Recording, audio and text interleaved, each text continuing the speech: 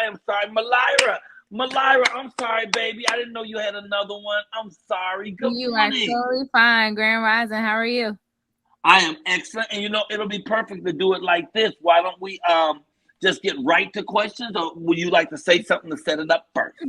Nope, we can get right to questions. All right, I'm in comments. I'm trying to see, do we have any relationship questions?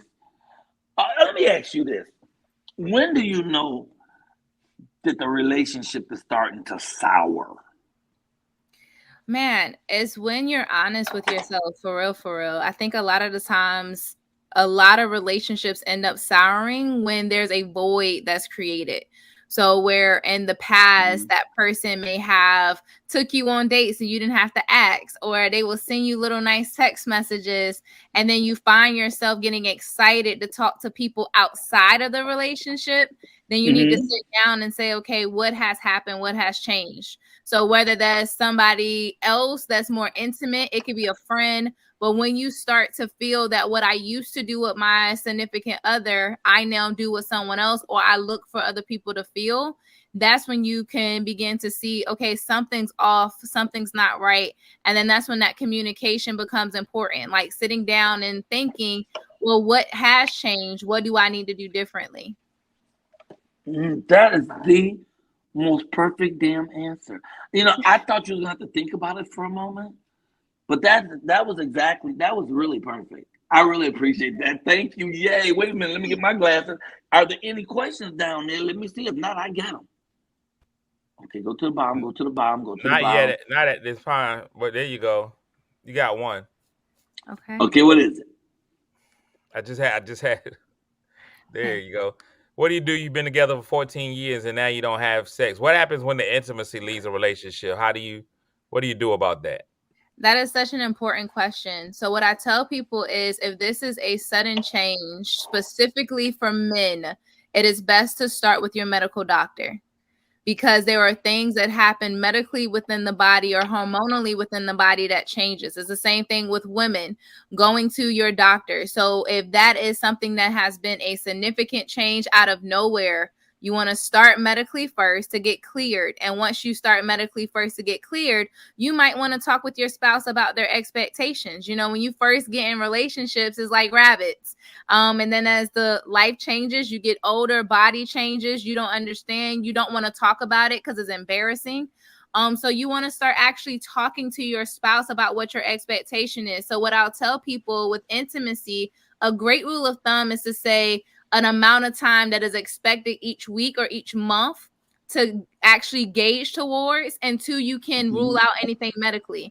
So what does that look like? You'll say, hey, twice a week is a must for me. So once before Wednesday and another time before Sunday, or once a month is a must for me. Being able to communicate your needs so then other people don't feel those needs for you. I can't do it on once a month though. I'm not gonna be able to make that now.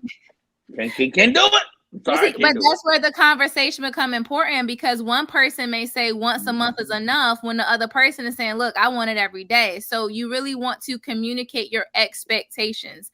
And something that my spiritual dad, Courtney Macbeth, says, you have to inspect your expectation. If I don't inspect what I'm expecting from you, I'm never going to get it.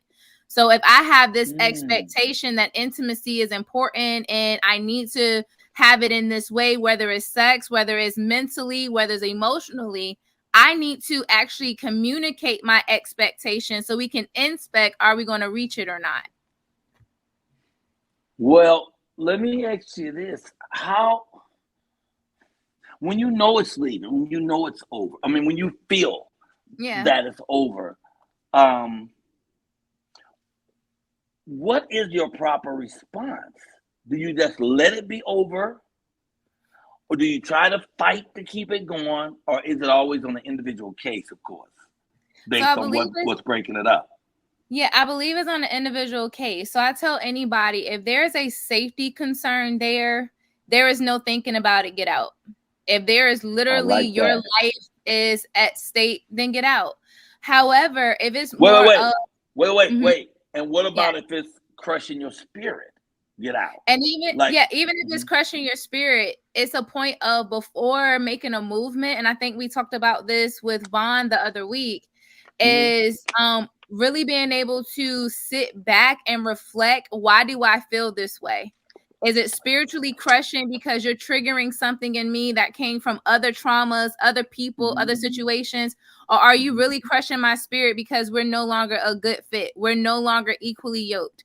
Like really being able to do a self-reflection. I'm a big person. I believe that before you end any relationship, it's important to go to some type of professional, whether that's a mentor of someone who's been in a relationship longer than you. That can be your pastor, that can be a therapist, that can be a coach, but going to someone outside of you that has a unbiased thought, so then both people can be heard as well. Because sometimes we'll end a relationship because we're in the midst of our own human transition. Midlife crisis is a real thing.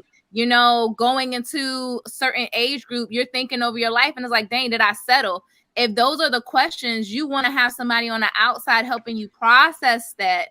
So then you can either see, am I going to work on it or not? So that would be what I would encourage, is just having someone listen to it. So when you get out, there's a plan. Sometimes people get out and there's no plan. You know, so sometimes you want to have that plan so then it doesn't impact your children. It doesn't impact your workspace. It doesn't impact other things. So we can say, hey, just get out, chuck the deuces. But you guys probably build some things together and it's worth having that conversation. So is it ever worth settling? I'll give you the very next one. Is it ever worth settling? She's at 58. We got to get her out of here, Mike. Okay. So do you have time to answer the last one? Yes. Is it ever okay to settle? Because a lot of people stay when they feel like it's over, but they just stay. They say, okay, I'm not going to get all the stuff I want, but I get this out this relationship. I get a little safety out of it. I know I can come home and stuff like that. So I'm just going to chill. What do you think? Do you move on that or do you get out of there? Settling for me, every time you say yes to something, you're saying no to something else. So you need to know if when I settle, if my no's are worth it or not. So there's a settling right now, and it's not about settling and I'm miserable or settling and I don't want anything better, but I have to ask myself if my no's on the other side is worth it. If they're not worth it, then it's not worth settling. But if it is worth it and it's temporary, then I can make this temporary sacrifice to make this thing that I said was going to be permanent work. But if I settle and that no is going to cause me spiritual turmoil, mental, emotional turmoil, socially and cash flow wise, if it's going to impact my entire life, then this settling may not be worth it. And then that's when we need to have a conversation of how we're going to either do something different or exit stage left to do something better. Wow. Okay, I know you got to get out of here. You're fantastic. And you got all of it in. You got plenty of goodness in there in those few moments you were here. Thank you for being patient. And I didn't realize you had to get out of here so early, baby. I could have put you up closer to the top. I wasn't thinking. But I love you. You look so good, and your answers are always on point, just spot on. Tell us how we can find you.